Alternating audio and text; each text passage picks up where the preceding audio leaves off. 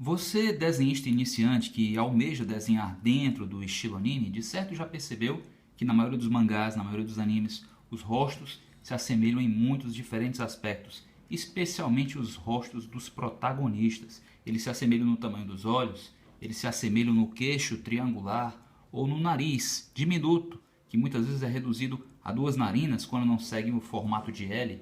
Porém, perceba, da mesma maneira que é importante desenhar dentro desse padrão, é importante ser capaz de variar nos rostos.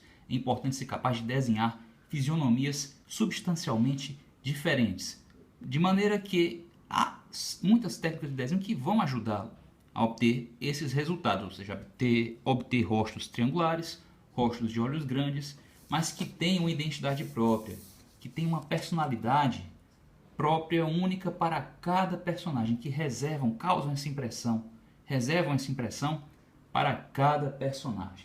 Bem, antes de chegarmos às técnicas sobre as quais eu gostaria de abordar hoje, perceba o seguinte: pode-se obter isso simplesmente adotando um estilo que nem é exatamente o mangá convencional, tá certo? E nem é o desenho típico ocidental, como é o caso do desenho do Eiichiro Oda. O desenho do Eiichiro Oda guarda muitos aspectos caricaturais, guarda muitos aspectos que remetem aos cartoons clássicos, e pelo que eu tenho acompanhado, mais e mais os fãs vêm se apercebendo dessa natureza do traço do Oda. Existem também os mangazoides, ou seja, desenhos que não são nem exatamente os desenhos orientais, nem exatamente os desenhos ocidentais. Eles ficam ali ocupando uma espécie de lugar comum, um meio termo, tá certo? Entre o mangá e o comic, tá bom? É o caso desse desenho, é o caso desse outro. Nos anos 90 nós chamávamos desenhos assim, que seguiam esse padrão, de mangazoides, certo? Muitos desenhos ocidentais seguiam esse padrão, não eram nem exatamente animes, nem exatamente os cartoons convencionais norte-americanos.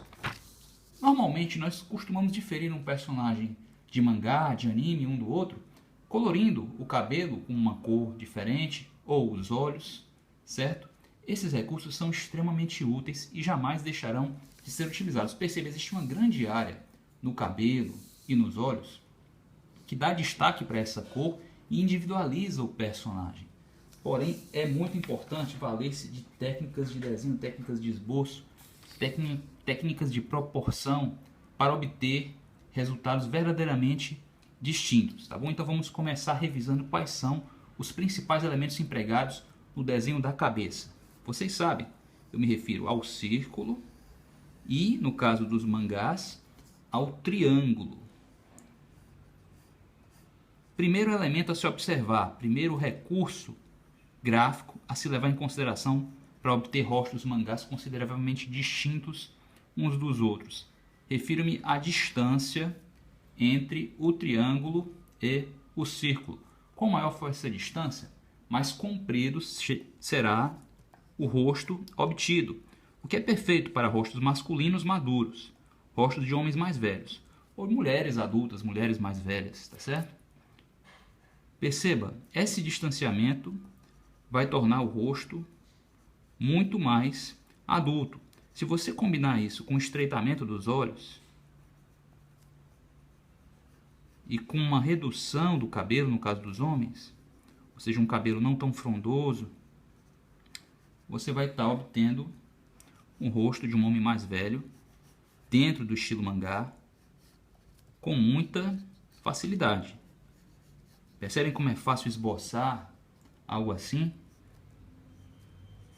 Esse distanciamento entre o triângulo e o círculo foi essencial para a estruturação desse esboço. Um segundo recurso consiste em aproximar o círculo e o triângulo. Então, a princípio, eu distanciei e agora eu aproximo. Essa distância aqui me permite obter um rosto mais maduro, mais velho. E agora, aproximando o círculo do triângulo, eu vou estar obtendo um rosto mais jovem. Os rostos das crianças são menores verticalmente. Portanto, aproximar o círculo do triângulo vai resultar nisso.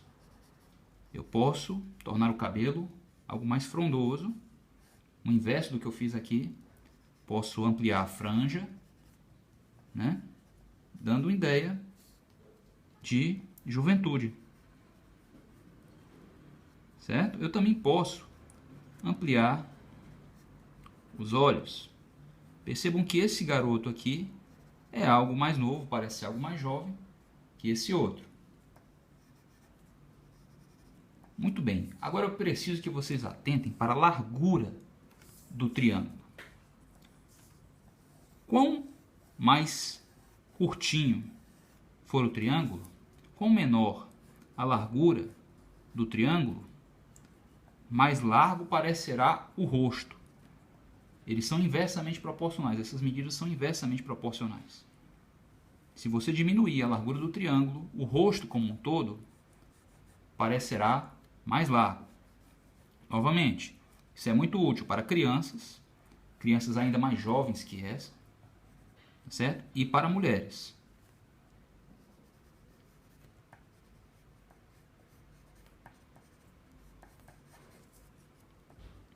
Se eu aumentar os olhos então ainda mais, nem se fala. Aí é que eu vou estar obtendo uma criança mais jovem ainda. Porém, não se trata apenas de idade. Com o devido trabalho dos pormenores faciais, eu vou estar obtendo rostos de mesma idade, porém, identidade, personalidade distintas. Tá bom? Por fim, percebam um rosto no qual o círculo e o triângulo têm a mesma largura. Isso vai tornar o rosto, como um todo, um rosto aparentemente mais estreito. Esse rosto mais estreito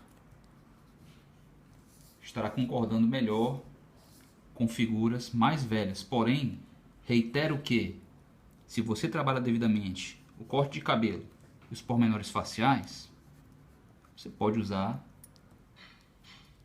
essa igualdade de largura entre o círculo e o triângulo para obter rostos mais jovens também. Então isso não é determinante para a idade. Pode contribuir para a obtenção de uma determinada, o desenho correspondente à fisionomia de uma determinada faixa etária. Pode contribuir, mas não é determinante.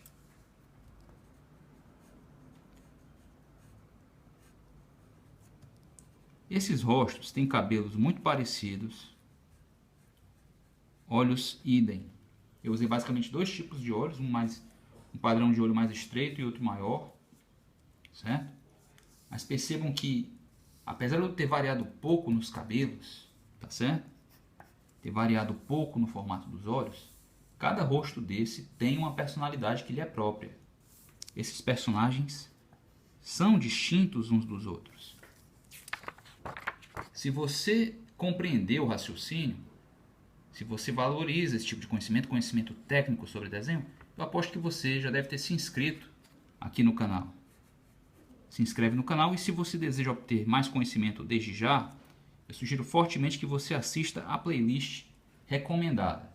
Tá bom? Assista a playlist, assista o vídeo em destaque e aprenda mais sobre desenho. É isso, até onde meus próximos vídeos.